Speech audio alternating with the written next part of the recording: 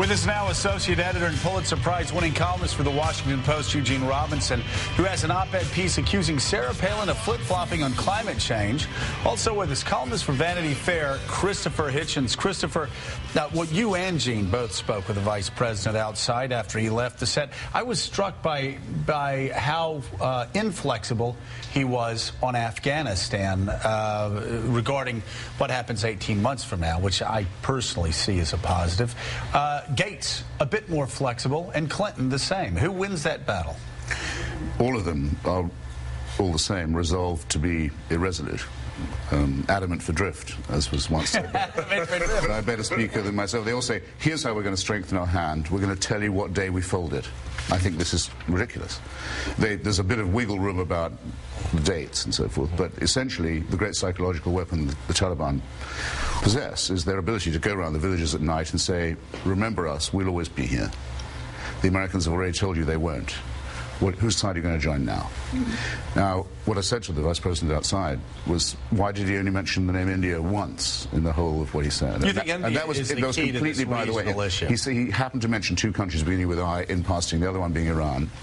These are actually the two decisive countries geopolitically. They dominate that region. And if we resume doing what this president has stopped doing, which is make a firm strategic alliance with India, as well as the economic and cultural and political one that we should be building, are building anyway, from Silicon Valley through to a number of other things. They have the same enemies as we do. They were supporting the Northern Alliance before we were. They will always be there long after the Taliban have gone. I would Gene, Pakistan, one of the most unreliable partners.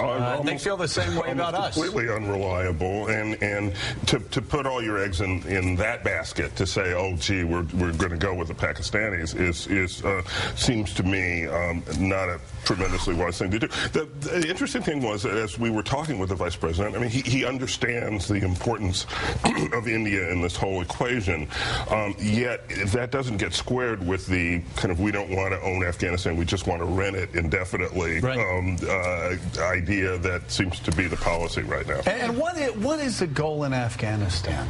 What is our goal? I mean, 10 years from now, we could be there, but 10 years and 1 day from now, the Taliban will still be there. Some sort of stable government, even though there's never been a stable government, that does not play host to al-Qaeda.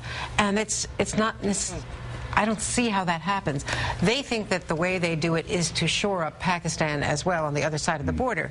But we see from the reporting today, Jane Perlez in the New York Times, that Pakistan is resisting pressure to go after the Haqqani network, which has been in league with the ISI, the Pakistani security units, and they don't want to go after their brothers either.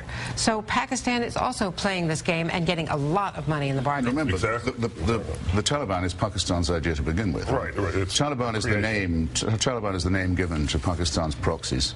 In Afghanistan, Pakistan's always wanted a colony across its border to give itself strategic depth. I'm going to go on being a bore about this. With the war, they think they're going to fight with India. That's where they have all their troops. The vice president was saying, they have, just now, they have all their troops on the wrong border.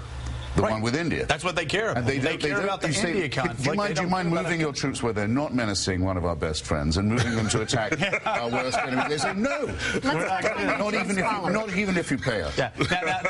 Now, Gene, you wrote today about Sarah Palin, one of your favorite subjects. I did. Saying that she was a hypocrite. She flip-flopped on climate change. I actually was praising her. I found that when she was governor of Alaska, she actually did several reasonable things and said lots of reasonable things about climate change, which she just attacked as ludicrous and ridiculous in an op-ed in our paper last week, urging President Obama not to. Now, the Washington Post took a lot of flack for running that op-ed. And the Post, I'm glad the Post ran the piece, and she did acknowledge that, well, it does seem there are some changes in the climate, but it's natural as far as we know, and no one's proved it's man-made. When she was governor of Alaska, she set up a cabinet-level task force to deal with climate change because they're living it. They're not imagining what might happen when things warm. If you look at what she said in the debate with Joe Biden, she actually was very much more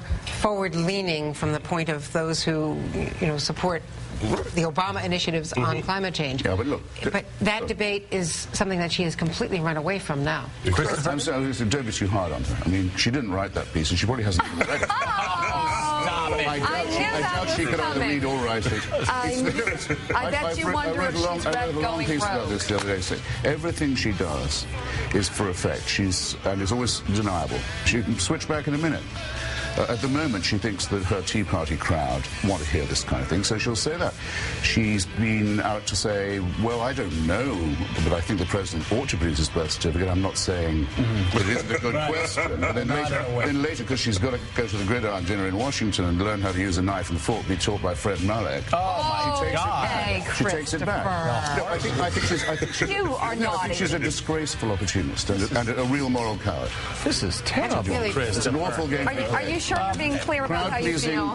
Let's wouldn't mince words. No, we've got to go, but really quickly, another bomb blast in the rock. The president and his birth certificate was monstrous, and the way that she did her sweet little retreat was even cheaper.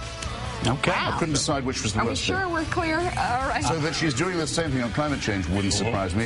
Same with the Alaska Independence Party, same with turning up at the Pat Buchanan rally. There's always another story. If you don't like the first one, I've got another one for you. Okay. You have in your mind. Happy holidays to you. My Coming up next. Merry Christmas.